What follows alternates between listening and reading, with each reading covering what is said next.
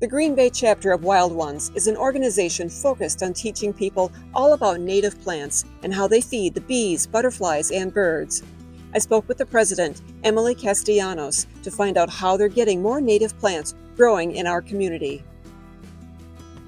I kind of keep us organized. I keep opportunities rolling for us, and then I get to do fun stuff like this. We have a really great board, so not all the work falls on me. Well, that's good. Yeah. Emily, why should someone become a member of Wild Ones? That's a great question. The big benefits of being a member are you get to stay in touch with things we have going on. So, for example, tomorrow night, we're doing Pints for a Purpose, where every beer from Zimbaldi's, we get $1 from every pint sold. We do yard tours where we get to go to members' houses and see what they have going on. For example, this fall, we're doing a seed collecting, cleaning, and then winter sowing type workshop. And by being a member, you get up-to-date information on all of this.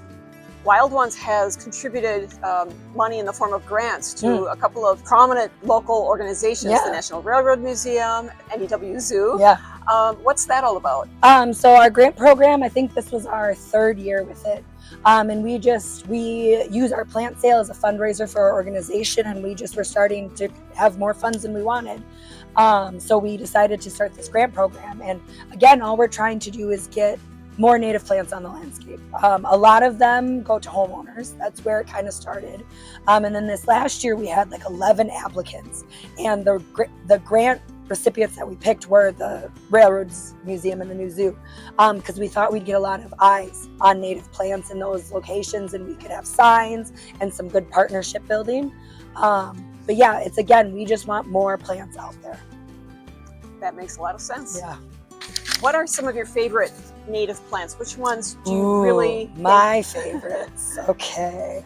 I really like Rattlesnake Master. That's a great name. Yeah, it's like a spiky ball. It's just like a stick with a spiky ball that has little white flowers.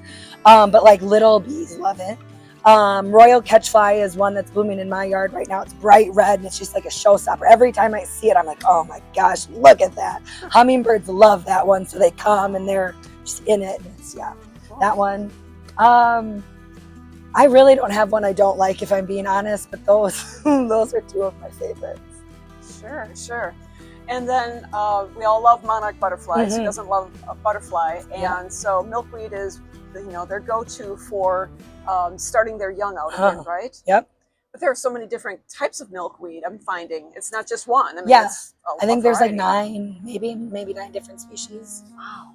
Are they all native? Yeah. We have. I think it's 9. I don't know. But yes, any of the native milkweed species will be beneficial to your monarchs.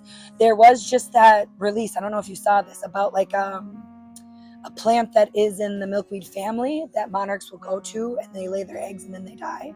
Like the DNR has put this big thing out. So something to look up.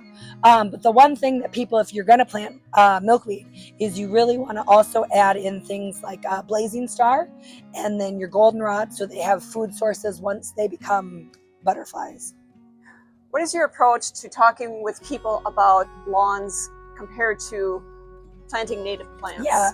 Okay. So native plants are sold a lot of the time as low maintenance, right? Where having a lawn is high maintenance, because you have to mow every week, every 2 weeks, whatever you choose.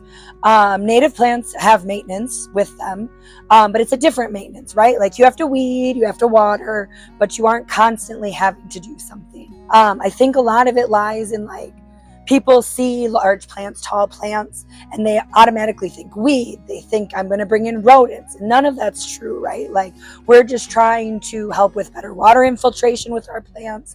We're trying to help with the pollinators that need something, because the lawn doesn't provide anything. A lawn, in my opinion, is just kind of a weed that you cut every week, and I want to see more beauty in it. And there's not a lot of beauty in that perfectly maintained lawn. I mean, there is, I guess, but like, you know what I'm saying? It's just, I like the diversity of it all. Right. A lawn doesn't really have diversity. Correct. And then what about the chemicals that people like to put on lawns? Yeah. So I will say, the one thing I will say for a lawn is if you aerate it and use the right combination of fertilizer and things like that, they can really help with some infiltration.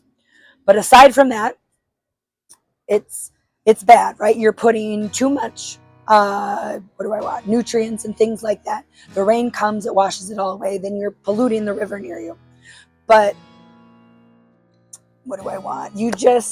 I don't know. The spray is what bothers me. That early springtime, like I don't want weeds in my yard. Get rid of the dandelions. Like that's affecting our insects that are just starting to emerge. So there's like a delay or this idea of like a slow-mo type summer where you don't do as many things and you still get the same product out if you want.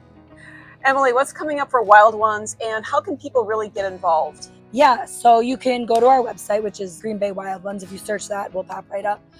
So that's our number one. We're on Facebook and Instagram, so you can follow us there. Upcoming, we've got a yard tour still this year, and then some things that are still left to be planned. Next year, I think we're just going to double down and continue these things. We're going to try and do more grants. We're going to try and do more events.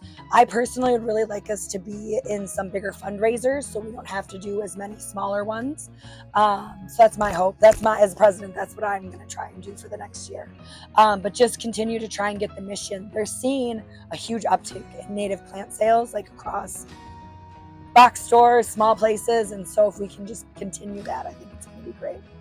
I would think so. Yeah. All right. Well, thank you so much for your time and your expertise. Yeah, it was so nice to meet you. To learn more, go to greenbay.wildones.org.